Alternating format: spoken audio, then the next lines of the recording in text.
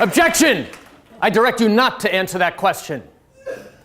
How many of you know the two instances where an attorney in a medical malpractice case is ethically can go ahead and tell their client not to answer that question?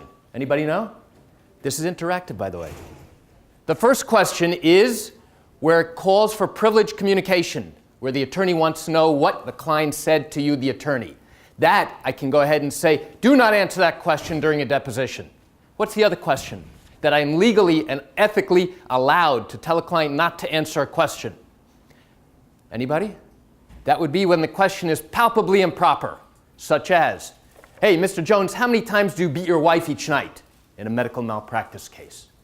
Objection, that's palpably improper. Don't answer that question.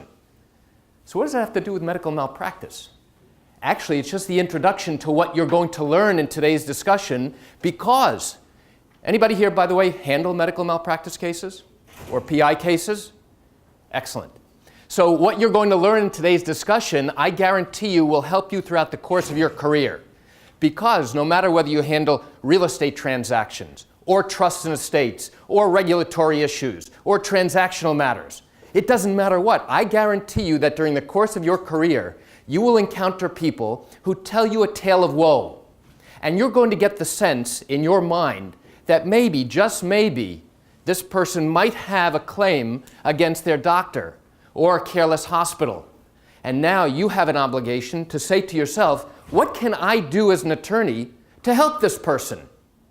So that's today's discussion. So now let me ask you this question.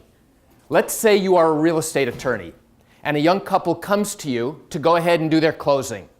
And now a month later, the closing comes up, and guess what? You show up, the wife is there. Where's your husband? He's not here. He had a massive heart attack. He's in the hospital recuperating in the intensive care unit.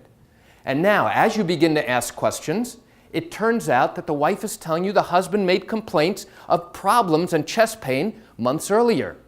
And she starts telling you about problems that he would continue to make to his cardiologist. And you get the sense from talking to her that maybe, just maybe, there may be a case of medical malpractice here. And now the question you're thinking is, I'm a real estate attorney. What do I know about medical malpractice? What do I care? Why can't I just tell them, you know what, go find a med mal attorney on your own. I don't want anything to do with it. Well, you could do that, but I'm going to suggest an alternative. I'm going to suggest that maybe you might be able to help them, or at least guide them until you reach a decision about what's best for them to do next. How about this scenario?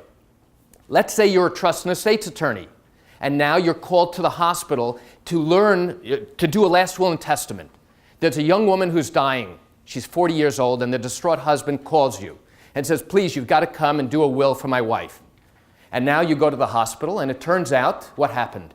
It turns out that asking questions for the purposes of the will, you learn that this woman is now suffering and dying from advanced metastatic breast cancer, stage 4. And while you're talking to the family, you get the sense that maybe something was missed. Why? Because a year and a half earlier, she had complained to her gynecologist about a lump in her breast, and the gynecologist told her, don't worry, we'll just watch it. And that was over multiple visits. And you get the sense that maybe somebody dropped the ball, and that if they had recognized this earlier, this young woman and her family would have been able to get treatment earlier, would have been able to catch this cancer at an earlier stage, and she wouldn't be dying right now. So what can you do? What do you do in that instance? You say, hey, wait a second, I do trust and estates. I don't know anything about medical malpractice. Why should I do anything or make the effort to try and help these people? Well, I'm going to suggest that although you don't have a legal obligation to help them, I would suggest that you have maybe an ethical or moral one. And I would suggest also that by helping them, you become the go-to resource for all things legal, because now they're looking to you for help, not just with the estate planning, but with everything else. So let me give you another scenario.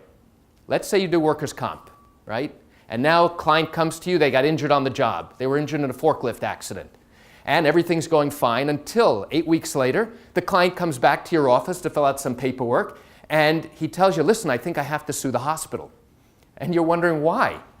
He said, well, the cast that they put on when I fractured my arm, they just took the cast off. And look at it. It looks like a freaking roller coaster.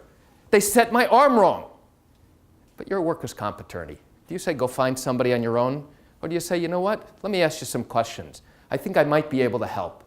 So again, ask yourself these questions as we go through this morning's discussion, because I guarantee you, whether you're standing online at Starbucks getting your morning coffee, whether you're at your kid's soccer game or at a swim meet, you will encounter people just by having small talk who all of a sudden start telling you their tale of woe, and you're going to get the sense, hey, maybe something was done wrong. And now the question for you is, what do you do about it? What can you do about it?